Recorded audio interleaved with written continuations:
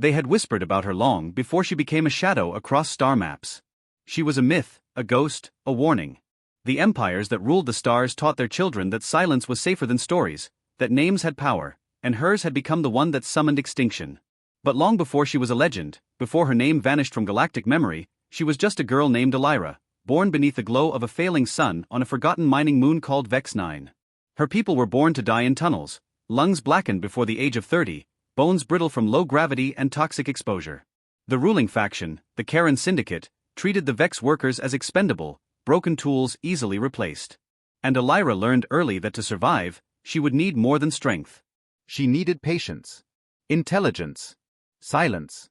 Her mother had died coughing black blood, and her father was executed after leading a failed uprising, an event Elira watched through the crack of a maintenance pipe, her hands over her mouth to stop the scream. She was 8 years old, and in that moment, something changed in her. She didn't cry. She didn't run. She memorized the names of the officers who fired the shots, the time delay in their security patrols, the weak points in their armor.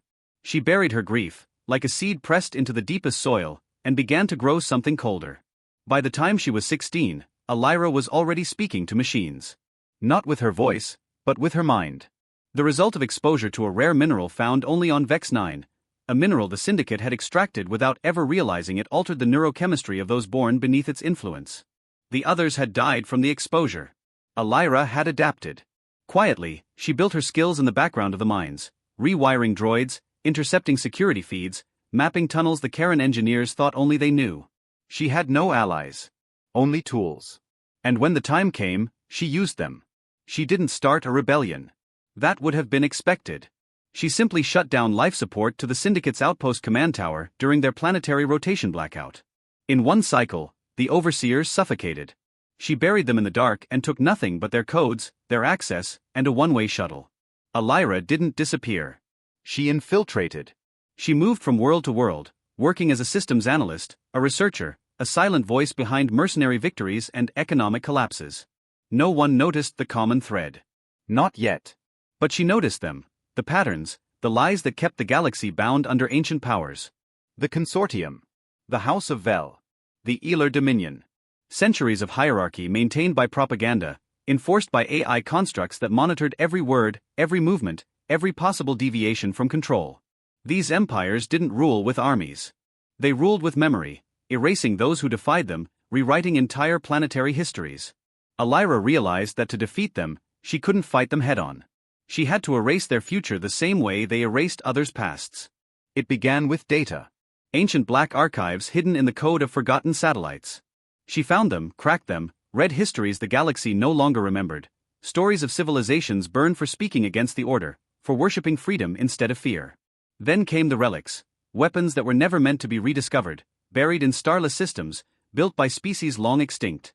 She recovered one, not a weapon but a forge, a device capable of rewriting not just machines, but genetic memory, entire ecosystems, the DNA of worlds. She didn't announce it. She didn't wield it like a sword. She studied it, modified it, perfected it, and then she tested it. On a world called Kiris, known for its obedience centers, where children were raised to forget their families and serve the Consortium. Elira descended in silence. No ships. No warnings. The stars dimmed, and the entire planetary AI lattice collapsed in a single blink. The obedience programming failed. The children awoke with their memories intact. The overseers, their minds flooded with every suppressed atrocity they had committed, went mad or fell to their knees begging for mercy. Elira gave them none. She left no trace of her presence, only a symbol burned into the control tower, a star split in two. From that moment, fear spread faster than news. The galactic powers didn't know what they were facing. A rogue AI? A god? They couldn't fathom that a single human mind had become their undoing. They sent fleets, assassins, psychic hunters, AI prophets. None returned. The more they searched, the less they found. Because Elira had already begun something they couldn't stop, a recalibration of the galaxy itself. Planets began going dark. Communications failed. Entire archives were rewritten in real time, erasing not just history, but the identities of those who held power. The Emperor of Vel woke to find he had never been born. The Elar Prime AI system went dormant, convinced it had fulfilled its final command, self-deletion. And still, no one knew her name. But her greatest act, The thing she buried in the stars that made empires afraid to speak of her came later. In a dead system near the edge of the galactic void, she constructed something impossible. A vault, crafted from nullspace architecture and quantum memory strands. A library not of books or files, but of reality itself. Within it, she stored every forgotten language, every deleted culture, every song, every protest, every extinct life form erased by the tyranny of order. It was not a weapon, but a resurrection. A reminder. And she seeded it into the stars, hidden inside 1,000 comets drifting in unpredictable orbits, encoded with keys tied to human emotion. Sorrow, love, rage, hope. Only those who felt could unlock it. Empires feared her not because she killed, but because she remembered. Because she made others remember. She weaponized truth in a galaxy that survived by forgetting. And then, she vanished. Some say she merged with the vault, becoming a sentient code within the comets. Others believe she ascended, not in power, but in perspective, existing outside of time, ensuring no lie could ever again remain hidden. But most agree on one thing: her smile was the last thing her enemies ever saw. Not because it was cruel, but because it was kind. And mercy in her hands was more terrifying than death. Now, her name is not spoken.